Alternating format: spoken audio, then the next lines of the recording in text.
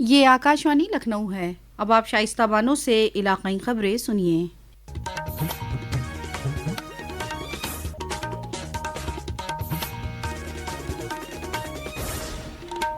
सदर जमहूरिया द्रौपदी मुर्मू ने कहा कि हमारी हुकूमत नौजवानों, खवातीन और किसानों को तरजीह दे रही है। सदर जमहूरिया आज बजट इजलास में दोनों ऐवानों को खिताब कर रही थीं। अपने खिताब में उन्होंने हुकूमत की मुख्तलिफ स्कीमों और हुसूलियाबियों का भी जिक्र किया। भारत की विकास यात्रा के इस अमृतकाल को आज मेरी सरकार अभूतपूर्व उपलब्धियों के माध्यम से नई ऊर्जा दे रही है। तीसरे कार्यकाल में 3 गुना तेज गति से काम हो रहा है। आज देश बड़े निर्णयों और नीतियों को असाधारण गति से लागू होते देख रहा है और इन निर्णयों में देश की गरीब, मध्यम वर्ग, युवा, महिलाओं, किसानों को सर्वोच्च प्राथमिकता मिलेगी। इससे कबल सदर ने प्रयागराज में तारीखी महाकुंभ मेला चल रहे मुल्क और बैरून मुल्क से करोड़ों अकीदतमंद प्रयागराज आ रहे हैं। उन्होंने कहा कि मौनी अमावस्या पर हुए हादसे पर रंज का इजहार किया। महाकुंभ भारत की सांस्कृतिक परंपरा का, भारत की सामाजिक चेतना का पर्व है। मैं मौनी अमावस्या के दिन हुई हादसे पर अपना दुख व्यक्त करती हूँ। घायलों के शीघ्र स्वस्थ होने की कामना करती हूँ।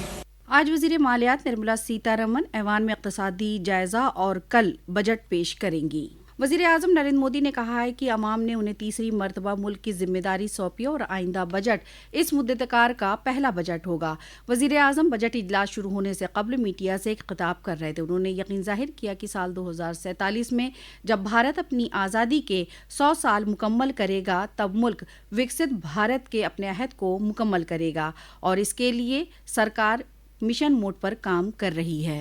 देश की जनता ने मुझे तीसरी बार ये दायित्व दिया है और इस तीसरे कार्यकाल का ये पहला पूर्ण बजट है और मैं विश्वास से कह सकता हूँ कि 2047 जब आजादी के 100 साल होंगे, विकसित भारत का जो संकल्प देश ने लिया है, ये बजट सत्र, ये बजट एक नया विश्वास पैदा करेगा, नई ऊर्जा देगा। वज़ीर आज़म ने पार्लियामेंट के सभी अराकीन से मुल्क की तरक्की में ताउन की अपील की। नायब सदर जमहूरिया जगदीप धनखड़ कल अपने कुनबे के साथ प्रयागराज संगम में डुबकी लगाएंगे। इसके बाद वो अक्षयवट और लेटे हुए हनुमान जी के भी दर्शन करेंगे। नायब सदर की आमद के मद्देनजर तैयारियों को आखिरी शक्ल दी जा चुकी है। वज़ीर आला योगी आदित्यनाथ बमरोली एयरपोर्ट पर नायब सदर का खैर मकदम करेंगे। प्रयागराज महाकुंभ में हुए हादसे की वजूहात का पता लगाने के लिए उत्तर प्रदेश हुकूमत के जरिए तश्कील अदालती जांच कमीशन आज संगम घाट पर प्रयागराज का दौरा करेगा। कमीशन हादसे की वजूहात और हालात की जांच करेगा और 1 महीने के अंदर अपनी रिपोर्ट पेश करेगा। कमीशन मुस्तकबिल में ऐसे हादसात को रोकने के लिए तदाबीर भी बताएगा। सह-रुकनी अदालती कमीशन की सदारत इलाहाबाद हाई कोर्ट के रिटायर्ड जज हर्ष कुमार कर रहे हैं।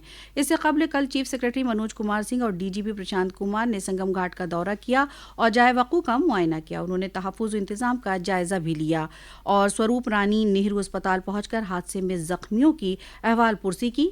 चीफ सेक्रेटरी ने बताया कि जख्मियों के इलाज का खर्च रियासती हुकूमत बर्दाश्त करेगी।